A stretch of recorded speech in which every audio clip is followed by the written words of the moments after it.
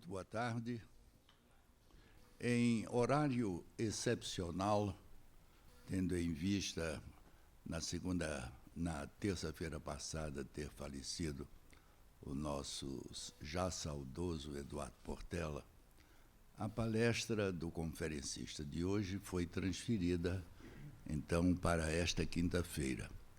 De modo que, nesta quinta-feira, na hora do nosso ciclo, nós queremos agradecer a presença das senhoras acadêmicas, dos senhores acadêmicos, dos colegas sempre fiéis da nossa plateia e também os fiéis seguidores de todos os ciclos desta academia, os internautas que nos acompanham. Hoje, como estava programado, nós vamos ter aqui a palestra do nosso conferencista Mauro Vilar, que nos vai falar exatamente sobre dicionários, que é um amor antigo de Mauro Vilar junto de Antônio Wais, seu parente. Vai falar sobre o dicionário sem fim, realmente o é, tendo em vista que o dicionário registra as possibilidades de expressão e comunicação de uma sociedade, e uma sociedade sempre em movimento nas ideias e cultura, naturalmente apresenta sempre palavras novas. Vai falar sobre o dicionário, o sem fim, e as fronteiras do conhecimento. Todos nós conhecemos e consultamos constantemente Mauro Vilar, mas, pelo rito da casa, precisamos dizer um pouco aos colegas que menos o conhecem. Mauro Vilar bacharelou-se em Direito, mas trabalha em lexicografia desde os 23 anos. Sua bibliografia inclui trabalhos como colaborador e diretor de projetos em mais de 10 enciclopédias nacionais e internacionais, e um número superior a isso de dicionários. Fez parte do grupo que elaborou o VOLPE, da Academia Brasileira de Letras, em sua 4ª edição, é coautor do grande dicionário, e grande em todos os sentidos, grande dicionário Wais da língua portuguesa, diretor do Instituto Antônio Wais, de lexicografia, e membro da Academia Brasileira de Filologia. Portanto, um tema como este está muito bem nas mãos do nosso querido Mauro Vilar. Com ele, a palavra. Boa noite. Professor Evanildo Bechara, prezados acadêmicos, amável público presente.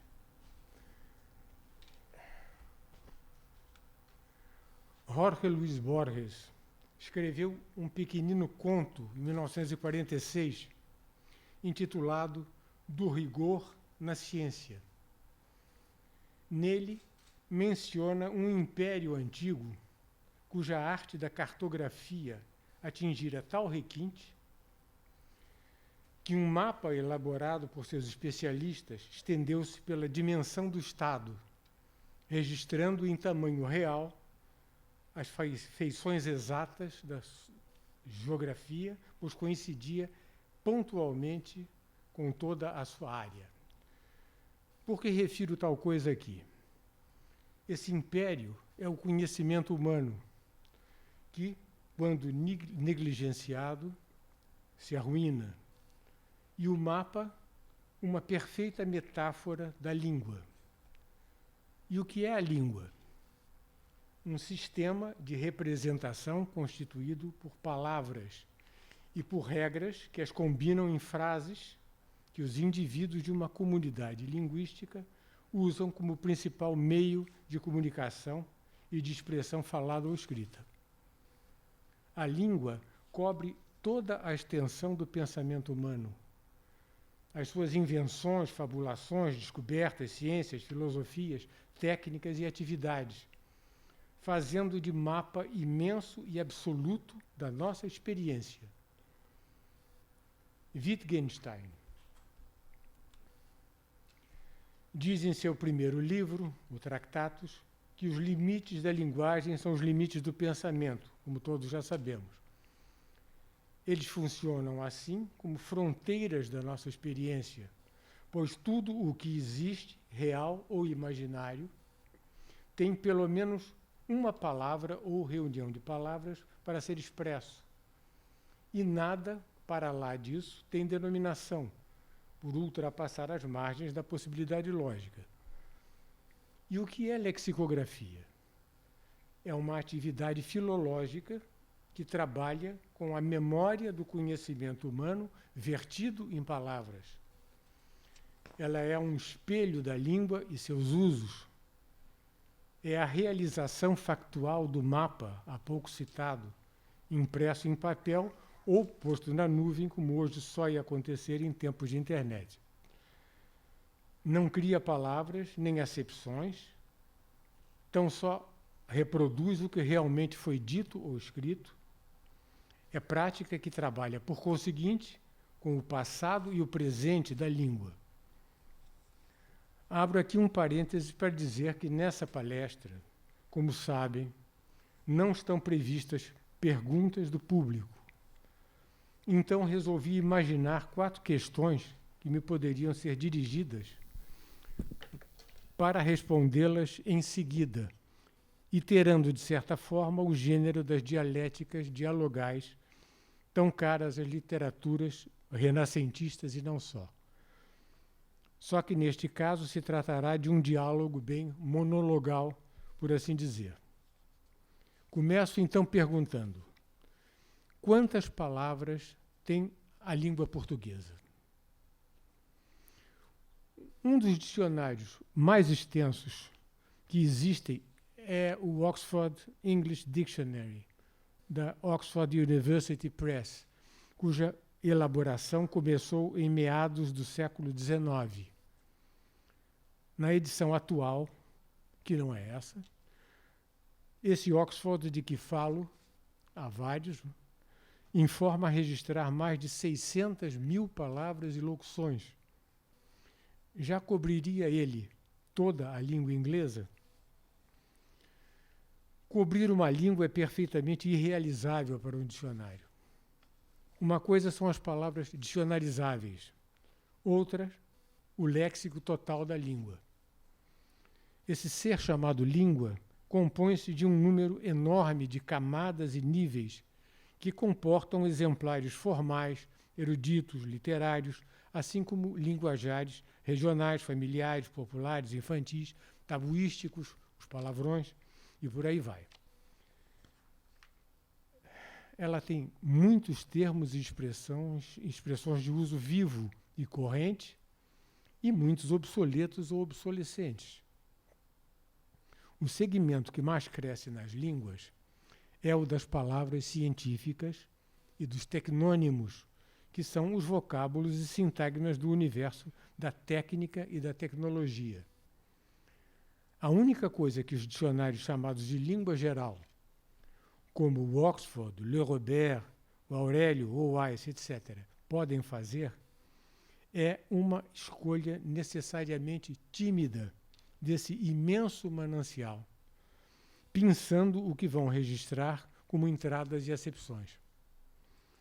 Para fazerem ideia de como essa operação de triagem é indispensável, digo que só a terminologia da medicina atinge hoje cerca de 500.000 vocábulos. A terminologia da química crê-se que tenha praticamente 2 milhões de palavras. E as terminologias da física, da informática, da biologia e de quase tudo mais, que também é científico ou tecnológico, igualmente não para de crescer. A botânica e a zoologia têm copiosíssimos nomes e a sistematização taxonômica altera sem cessar a denominação de suas classes, ordens, famílias, gêneros, espécies, etc.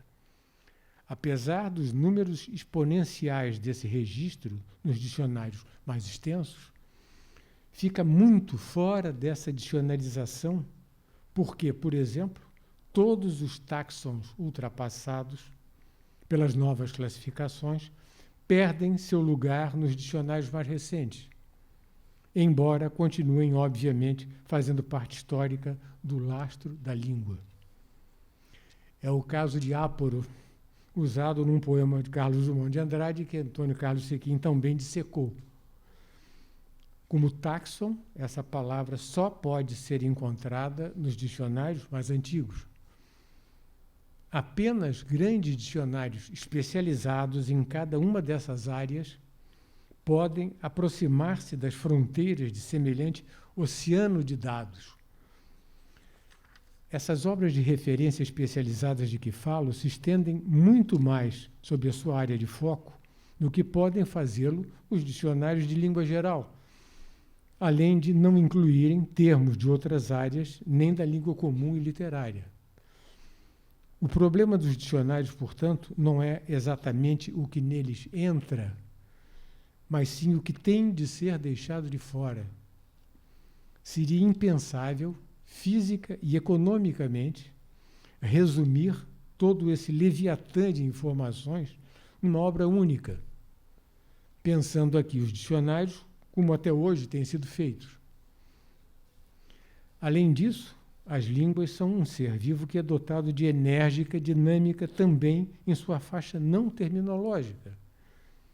Todos os dias, em todas as línguas de cultura, surgem palavras novas, enquanto palavras e locuções existentes também ganham ininterruptamente novas acepções, uma vez que não há limites para os fenômenos das metáforas, metonímias, analogias, comparações, símiles e dezenas de outras figuras de linguagem que empurram e transportam os sentidos das palavras, às vezes mesmo para longe das acepções originais.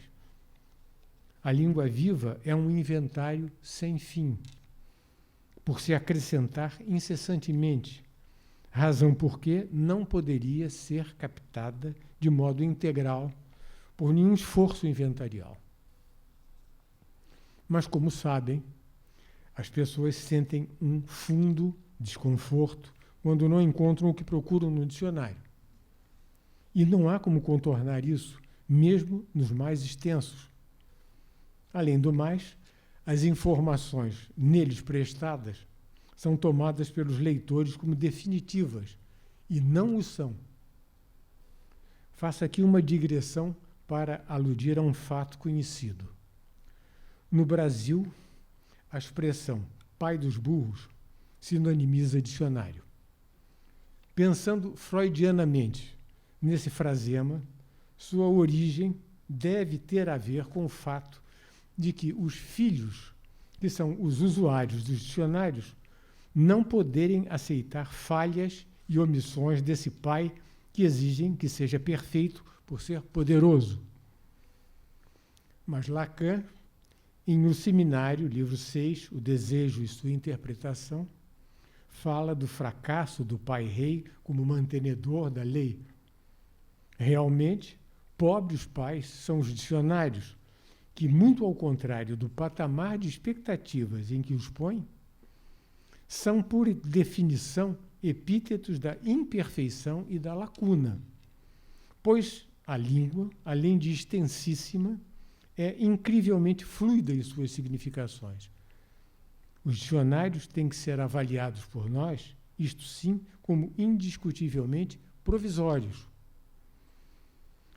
A lexicografia é uma metodologia muito imperfeita, mas não há alternativa mais capaz. E como exigir abrangências exaustivas dos dicionários quando nenhum jardim botânico do mundo, nem nenhum zoológico, tem em seu acervo todas as espécies do reino de que são vitrinas, mesmo que de uma única região?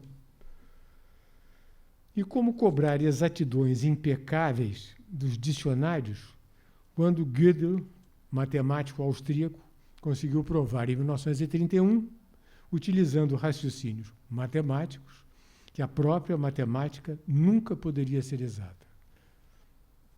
O filósofo irlandês Berkeley já havia apontado inconsistências na matemática no século XVII. Bem, afinal, quantas palavras tem a língua portuguesa? Alguns autores informam que o português medieval contava com cerca de 15.000 vocábulos. Em meados do século XVI, com a expansão marítima, esse total estaria entre 30 e 40.000. No final do século XIX, o registro em dicionários atingia a casa das 80, 90.000 unidades léxicas. Saltando daí para a década de 1980, o corpus do vocabulário ortográfico da Academia Brasileira de Letras que fizemos já registrava mais de 300.000 entradas. Trata-se, porém, das palavras passíveis de entrar num dicionário de língua geral ou num vocabulário ortográfico. O léxico total da nossa língua, atualmente, não se conta pela ordem das centenas de milhares de unidades, mas pela ordem dos milhões delas, como ficou demonstrado. Do mesmo modo que ocorre com o léxico das outras línguas de cultura. Só que apenas um apanhado dessas palavras, colocações, locuções, etc., é passível de se tornar entrada nos dicionários que fazemos, por todas as razões e óbices a que me referi. Teriam todas as línguas um número mais ou menos equivalente de unidades no seu léxico? Isso não ocorre porque a extensão de uma língua está ligada ao progresso material e cultural do grupo humano que a usa. Segunda pergunta. As palavras têm sentidos?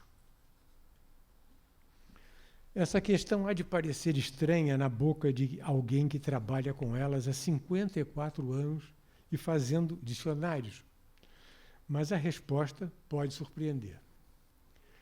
Na década de 1960, na Inglaterra, um grupo de lexicógrafos começou a trabalhar com especialistas em informática, a fim de criar um extenso banco de palavras. Alguns desses foram criados sequentemente. Na década de 90, o British National Corpus já havia acumulado 100 milhões de vocábulos inseridos em frases efetivamente usadas. E em 2011, a coleta alcançara 400 milhões. Depois disso, perdi a progressão dos números do cômputo, porque com 100 milhões de ocorrências já se faz boa luz sobre o funcionamento na língua da maioria das palavras. Constatou-se, então, que elas têm, a rigor, um escasso exemplário de sentidos que se atualiza ininterruptamente e sem limites nos contextos em que elas são empregadas. O hábito de numerar acepções nos dicionários é acreditado a Samuel Johnson, o autor de A Dictionary of the English Language, em 1755, ano do terremoto de Lisboa. A partir desse expediente por ele introduzido, a separação das chamadas acepções em compartimentos estanques passou a comunicar aos usuários dos dicionários a impressão de que se tratava de sentidos fixos, estáveis e partilhados por todos os falantes.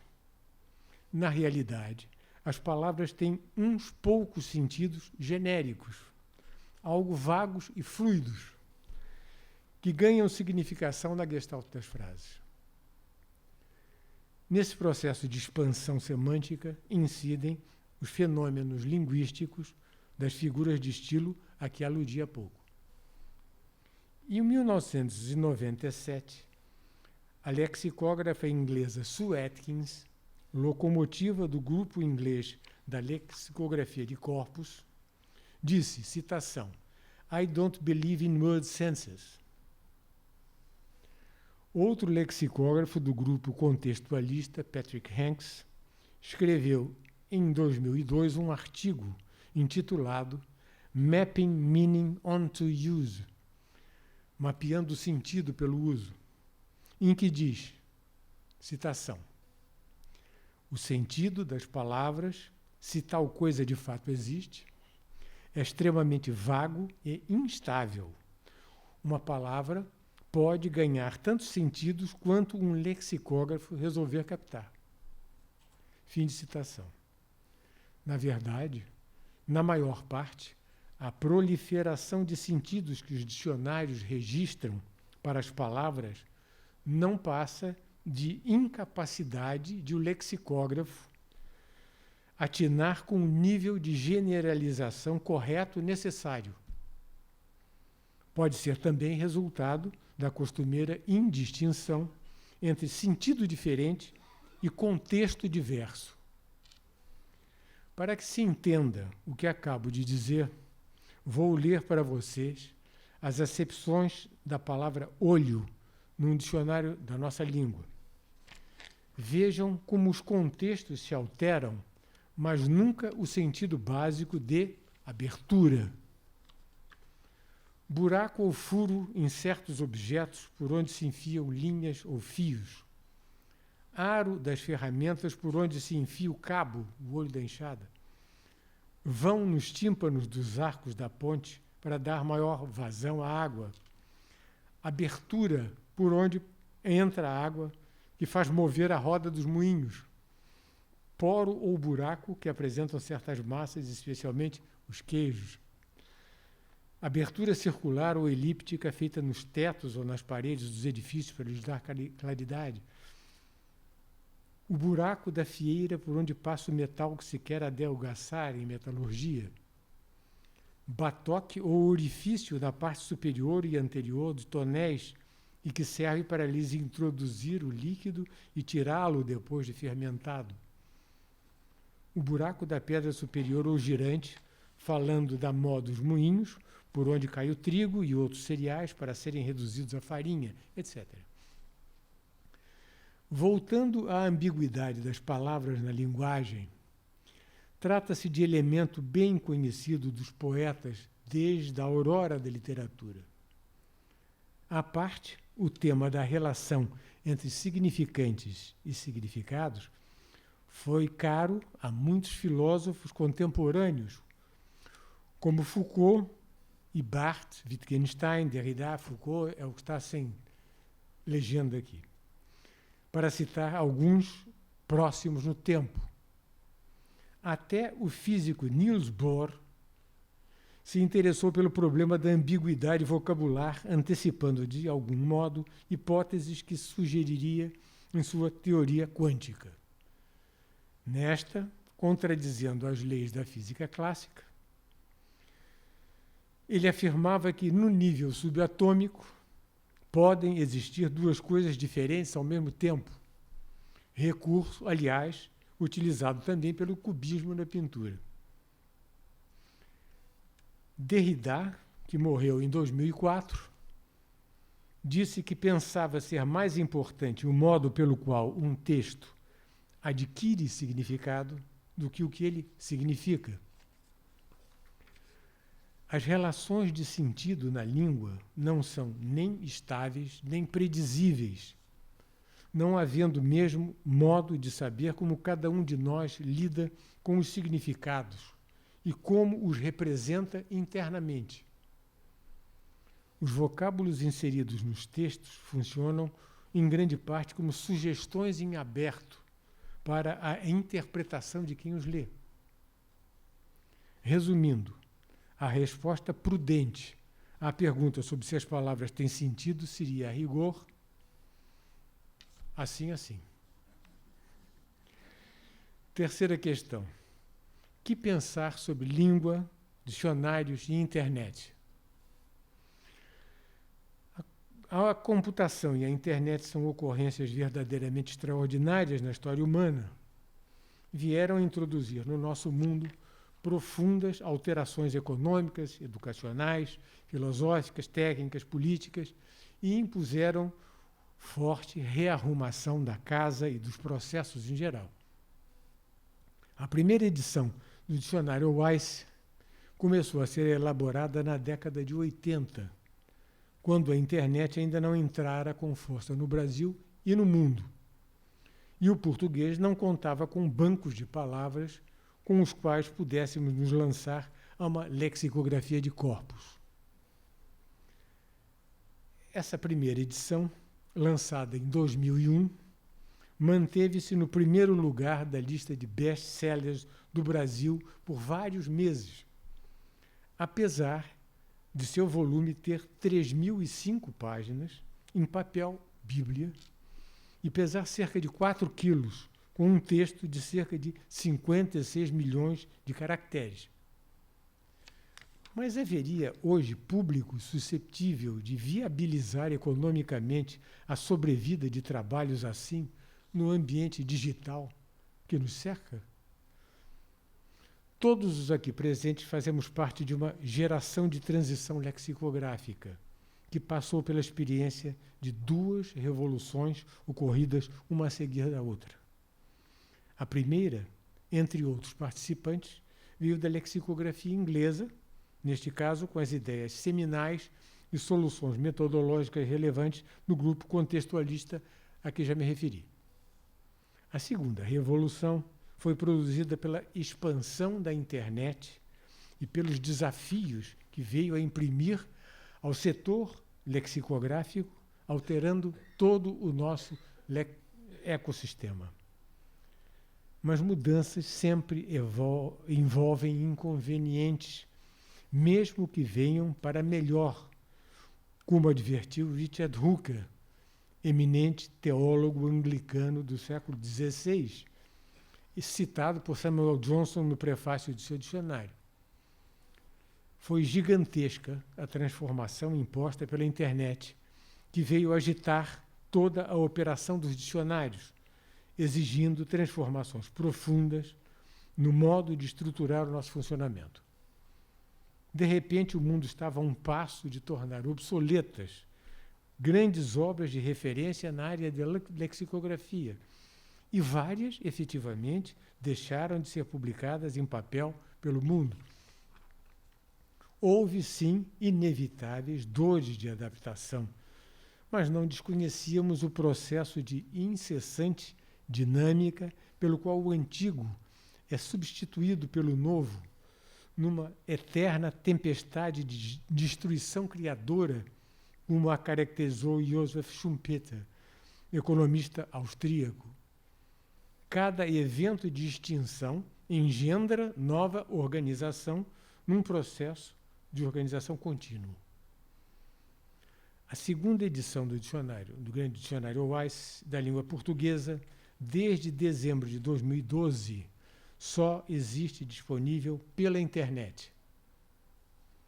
Utilizam-na os assinantes do portal da UOL, que firmou parceria conosco para isso.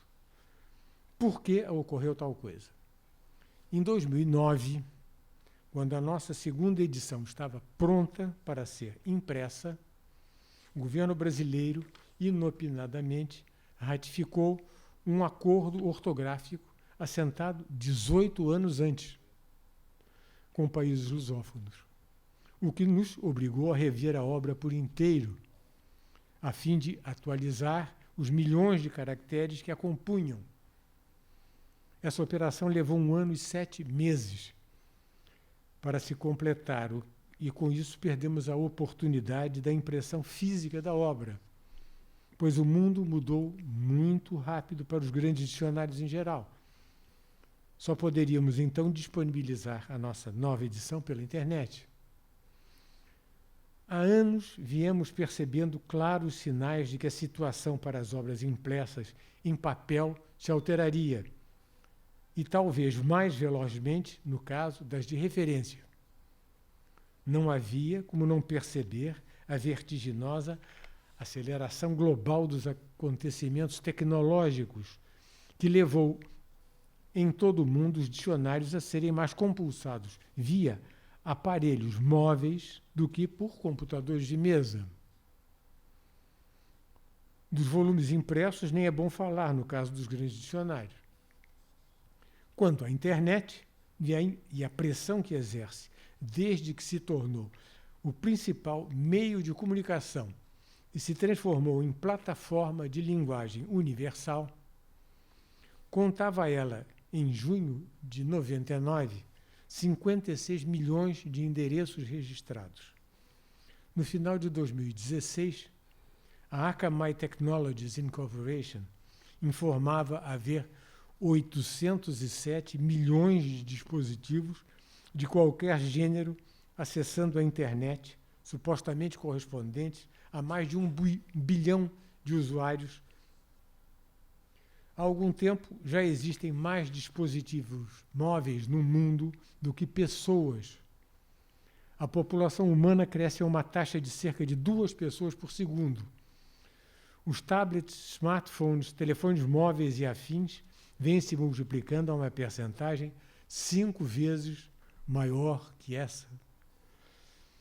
Um estudo divulgado no dia 9 de abril de 2014 pela EMC, Empresa Internacional de Armazenamento de Dados, revelou existirem naquele então, disponíveis no mundo, quase 1 sextilhão de bits de informação, 10 elevado à 24ª potência, total similar ao número de estrelas que se calcula existir no cosmos, segundo a Agência Espacial Europeia. Repasso aqui a informação tal como chegou via imprensa. Pois até 2020, a estimativa é de que o número de dados armazenados em computadores, servidores, telefones móveis, smartphones, tablets, seja, no mínimo, esse total multiplicado por 6. Como é evidente, não haveria em qualquer área como não transitar para as novas mídias digitais. Apostados em manter os nossos dicionários em utilização, concentramos-nos nesse alvo, especialmente no que se refere a aplicativos para dispositivos móveis. Afinal, seu uso parece ter se tornado hoje algo absolutamente necessário para se desfrutar a vida. Para milhares de bilhões de pessoas, eles não fazem parte apenas de uma revolução tecnológica, tornaram-se, além disso, um fenômeno cultural. Já existem smartphones custando $10 na África. Crê-se que 70% da humanidade possuirão um smartphone até 2020. Como se pode ver, é instante fazer funcionar, seja o que for, nos telefones, de pagamentos de compras a textos de dicionário. Num percentual altíssimo, o que procura o público que mais se utiliza desses aparelhos móveis ao abrir um dicionário são informações simples, as acepções mais usuais e mais vivas na língua, dados de ortografia e de flexão. Esse é o motivo por que os dicionários gratuitos que se encontram na internet visam a praticidade de informação no nível, poder-se-ia dizer, não avançado. Seus redatores produzem definições breves e eles foram planejados e desenvolvidos para atender especialmente a consultas pontuais, simples. Não foram projetados para responder a questionamentos de ordem filológica, ou de escritores estudiosos da língua, ou de outro tipo de usuário mais exigente, apesar de sua qualidade vir melhorando mais recentemente. Mas a etimologia de seus verbetes, por exemplo, é a mais enxuta possível, por vezes até faltante. Os dados informados são, em geral, condensados e simplificados. Esse tipo de dicionário é voltado para o comércio.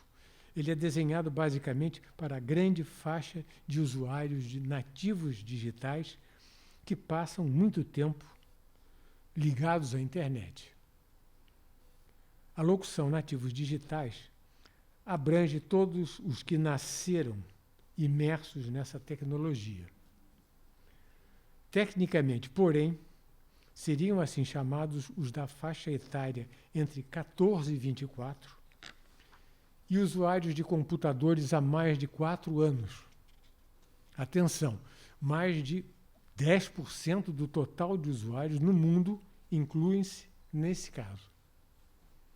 Segundo consta, esse grupo leria mensagens de forma algo diferente daquela aprendida e usada por nós. Não o faz linearmente, antes salta em velocidade pelas informações da tela de um ponto para outro, usando hyperlinks em meio a um ambiente saturado de mensagens e ofertas comerciais. Abro um parêntese para dizer que sempre me pareceu chatíssimo ser um peixinho de aquário, dando voltas sem parar e vendo sempre o mesmo mundo igual e monótono em torno. Outro dia soube que isso não era problema para eles, porque a memória desses peixinhos só é capaz de se manter atenta por 9 segundos. Passado esse tempo, ele esquece tudo e a voltinha aparece completamente nova. Comento aqui o fato porque um estudo da Microsoft revelou que o tempo médio de atenção das pessoas havia caído de 12 segundos em 2000 para 8 em 2013. Não sei se acredito, mas aqui vai isso sem comentários. Não me preocupa, por outro lado, a questão da escrita abreviada usada nas redes sociais para a comunicação. A epigrafia grega e latina mostra a utilização de abreviações em escritas paleográficas, recurso velhíssimo nas artes de esculpir textos em pedra e metal e de redigir e copiar manuscritos. O que mais preocupa é o estado da instrução reinante e a qualidade dos textos produzidos com o nosso baixíssimo nível de aproveitamento escolar. Voltando ao tema das informações de dicionários, posso entender que para o usuário médio ou inframédio, a possibilidade de chegar rápido a um resultado sofrível para o que busca possa ser melhor do que empenhar-se para encontrar o que quer. Entendo que muitos procurem gratificação instantânea e, por pressa e conforto, queiram simplificar as suas buscas, mesmo quando a fonte posta de lado tivesse informações mais completas e minuciosas que é por eles eleita. Mas há, obviamente, muitas perguntas que tal espécie de obras não consegue responder. Minha aposta é que dicionários com maior aparato técnico não estejam condenados. Nem todo mundo lê de modo diagonal e apressado. Muitos o fazem com vagar, apreendem a leitura e sentem-se órfãos de uma lexicografia mais meticulosa. Precisamos atingir qualquer público utilizador de dicionários, mas em especial os que não querem apenas os que vêm obtendo da informação lexicográfica que encontram geralmente na internet, ou seja, os que têm necessidade de um conteúdo mais relevante, um texto mais aprofundado, os que buscam informações que os levem a elucidar as suas dúvidas mais específicas e singulares. Nossos dicionários em suporte internetico, feitos para serem acedidos por computadores fixos e telefones móveis, apresentam o texto integral das nossas obras, inclusive no caso do grande dicionário, o que pode ser compulsado mesmo por smartphones com perfeita visibilidade em sua pequena tela. Eu próprio uso desse meio na rua e em casa por ser muito prático. Os aplicativos que temos, por enquanto, são produtos voltados às corporações, grandes firmas e universidades, basicamente. Foram desenvolvidos para diversas plataformas, tais como os sistemas operacionais Android e Windows, extensão para Microsoft Word, complemento para Google Chrome e como uma biblioteca que pode ser incorporada às páginas de HTML, permitindo consulta online nos nossos dicionários. Ainda está em desenvolvimento uma versão para o sistema operacional iOS, utilizado pela Apple. Pensamos pôr tais coisas também à disposição dos usuários pessoais, mas estamos em maio de 2017. Isso vai acontecer um pouco mais à frente. Concluindo esse segmento, direi que a lei geral da vida é a adaptação e que os dicionários a médio prazo bem podem se tornar em coisa diferente do que são. Novas necessidades podem exigir que eles se desdobrem em várias plataformas e deixem de ser unidimensionais e entidades autônomas. Mas, pelo menos, é fato que a informação léxica continua fundamental para o uso nas novas tecnologias. Última questão. Por que acordos ortográficos? Qual a sua necessidade? No curso da história e no ensejo do seu desenvolvimento, as línguas vêm periodicamente aprimorando-se, modernizando as suas escritas. Muitos idiomas europeus no século XIX introduziram simplificações úteis em suas grafias. O que é a ortografia? É a representação dos sons da linguagem por meio de símbolos escritos ou impressos. Ela não é natural e a sua natureza é fonográfica. A ortografia é normativa, prescreve regras, mas as formas que fixa são pura convenção.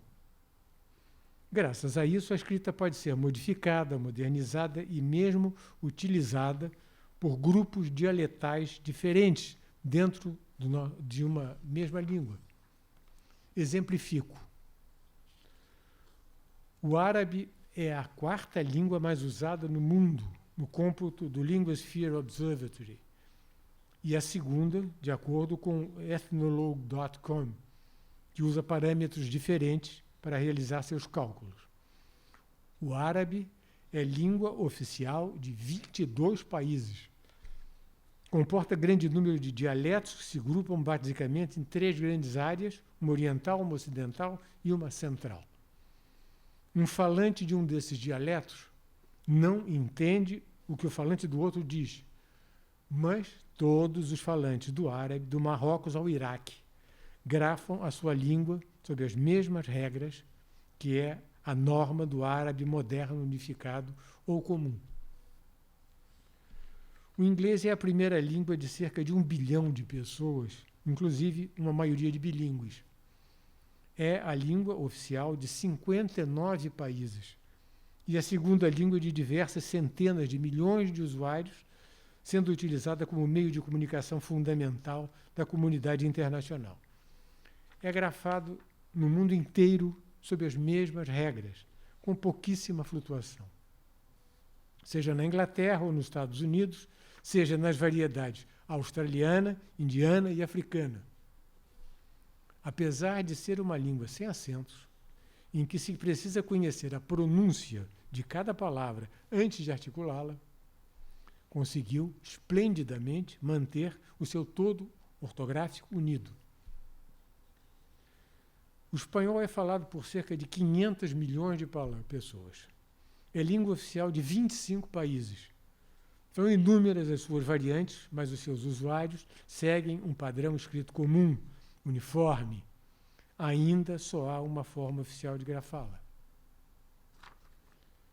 O chinês se compõe de grande número de dialetos e, para alguns especialistas, línguas diferentes, como o Wu, o Yu, que inclui o cantonês e o taichanês, o Hokkien, o Xiang, o Hakka, o Min, o Rishu, o Fushu, entre muitíssimas outras.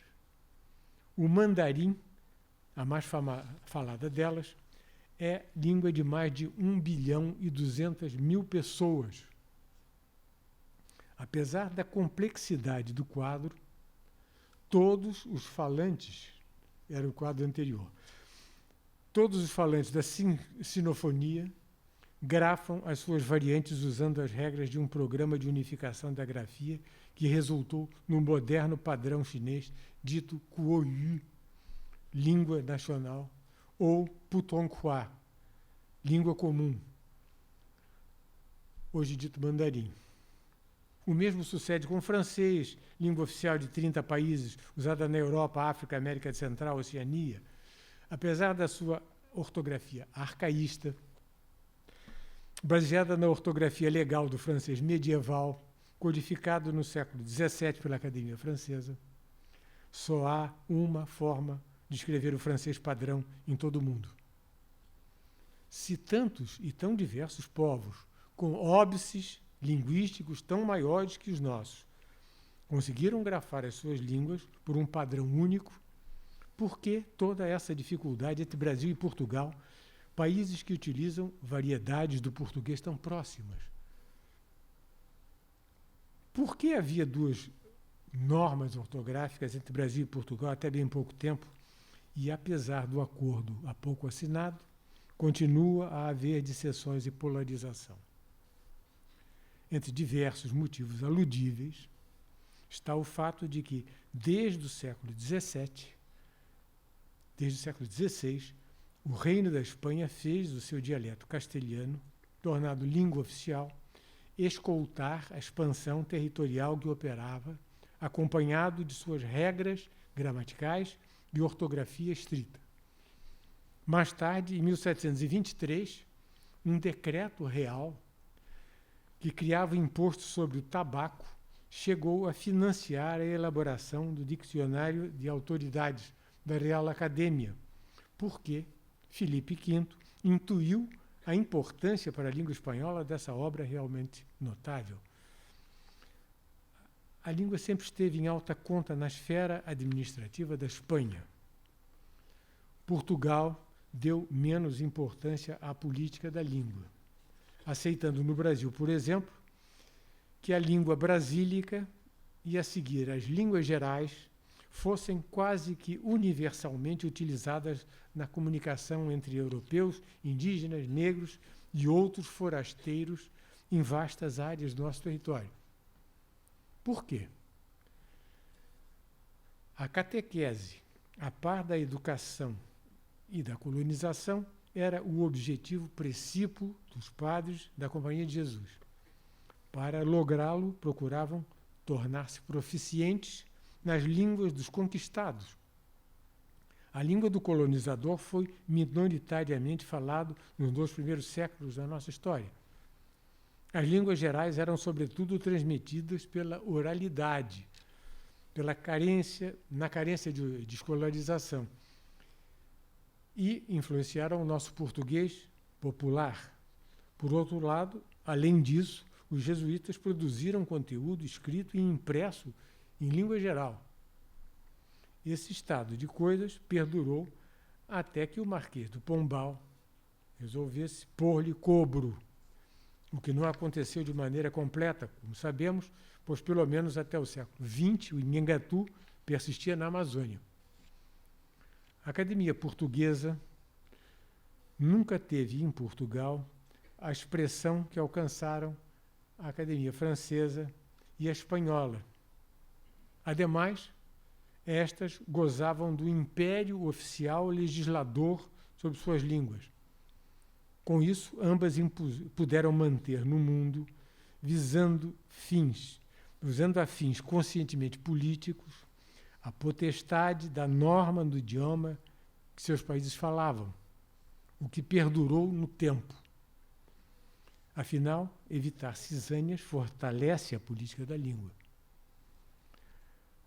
A Academia de Ciências de Lisboa, que jamais se chamou de Letras, pageou a língua, digamos, consuetudinariamente, em Portugal e pelos territórios conquistados, pois nunca o fez oficialmente por um decreto ou leis nacionais. E escrever a língua que falamos utilizando regras comuns a todos é impossível? Não há razão para não o fazermos. A coesão ortográfica é, por tudo, desejável para todas as variedades que compõem a superestrutura do português. E tal coisa nada tem a ver com unificação da língua, como ficou visto nos exemplos aduzidos de outros idiomas. O português, para o ethnologue.com, é a 6ª língua mais falada do mundo. tem cerca de 250 milhões de usuários. É a língua oficial do Brasil, em Portugal, em Angola, São Tomé e Príncipe, Cabo Verde, Guiné-Bissau, Moçambique, Timor-Leste e em Macau, como sabemos.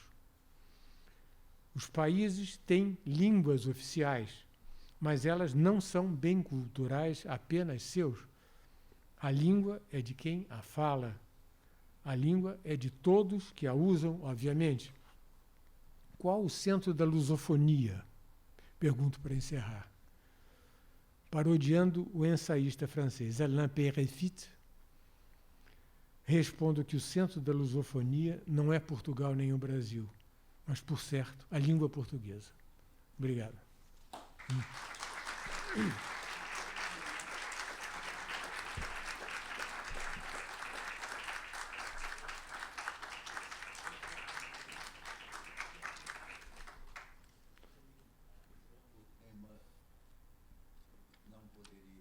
Sim, tem som. O tema não poderia ser mais bem tratado como foi na palestra de Mauro Vilar.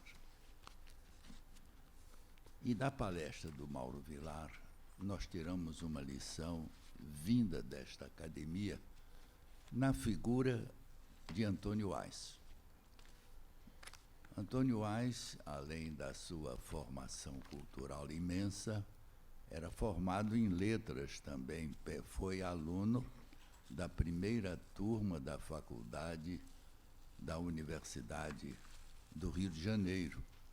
Eram 3 alunos que faziam latim.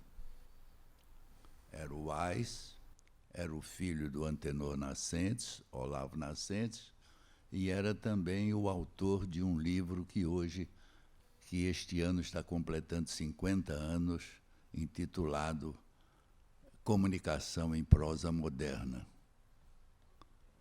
do nosso Otton, não é? Otton Garcia. E o Antônio Weiss, nesta reunião, primeira aqui no Rio, em 86, e a segunda em Portugal, compreendendo tudo isto que o Mauro Vilar disse a respeito da importância da unificação ortográfica, importância, e não só importância, não só a necessidade, mas também a possibilidade, como mostrou o Mauro Vilar na sua palestra. O nosso Antônio Weiss, para que portugueses e brasileiros chegassem e além os países africanos de língua oficial portuguesa, Antônio Weiss concordou em cedências. Nós, no Brasil, fizemos algumas cedências para que Portugal e Brasil e as demais nações livres da África pudessem ter uma ortografia simplificada. Aos portugueses, haveria somente uma desistência, eles tinham de abrir mão de um fato. Este fato é uma consoante que não se pronuncia. É um artifício gráfico para mostrar que a vogal anterior a esta consoante etimológica é aberta, em vez de E é E, em vez de O é O.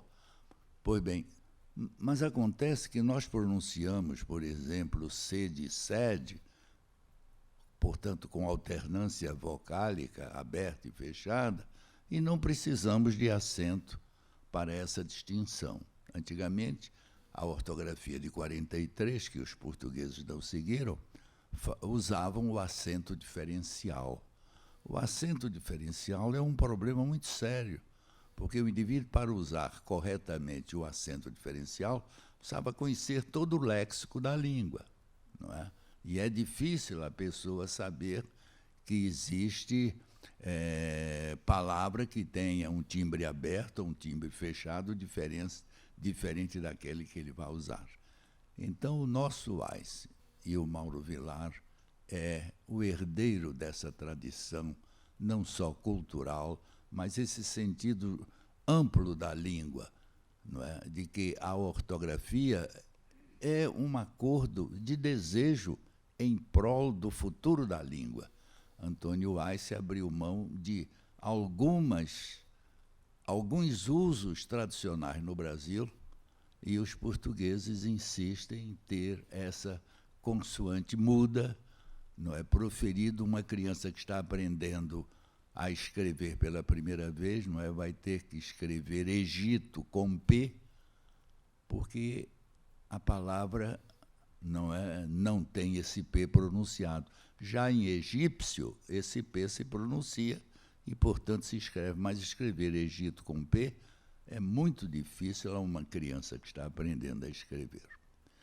Nós queremos agradecer ao Mauro Vilar por essa caminhada extraordinária dentro da língua, mostrando a língua refletida no dicionário.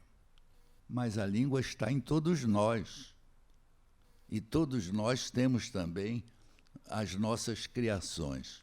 Por exemplo, a mãe sabe que existe a palavra senhora, que é um dignificativo para uma pessoa a quem se tem respeito.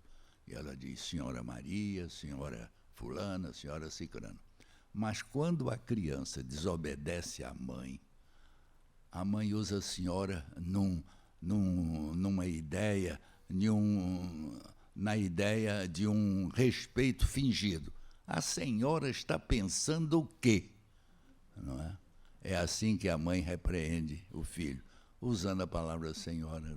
Humberto de Campos conta a história de duas crianças que na maternidade foram trocadas e depois vieram os médicos e com os exames acabaram decidindo que a criança A pertencia à mãe e que a criança B pertencia a outra mãe.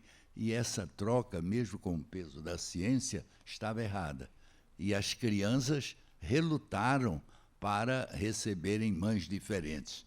E Humberto de Campos representa a raiva das crianças ortograficamente duplicando o I.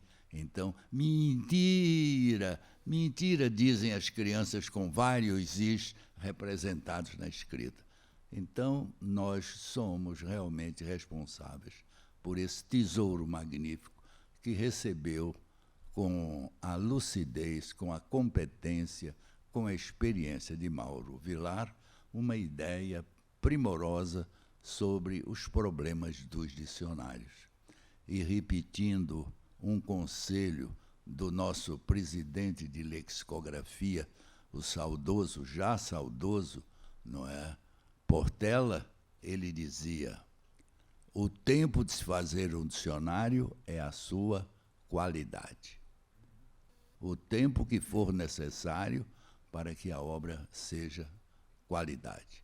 E um dicionário na mão do Mauro Vilar, com a experiência também trazida pelo Weiss, será sempre uma obra lexicográfica muito importante para todos nós.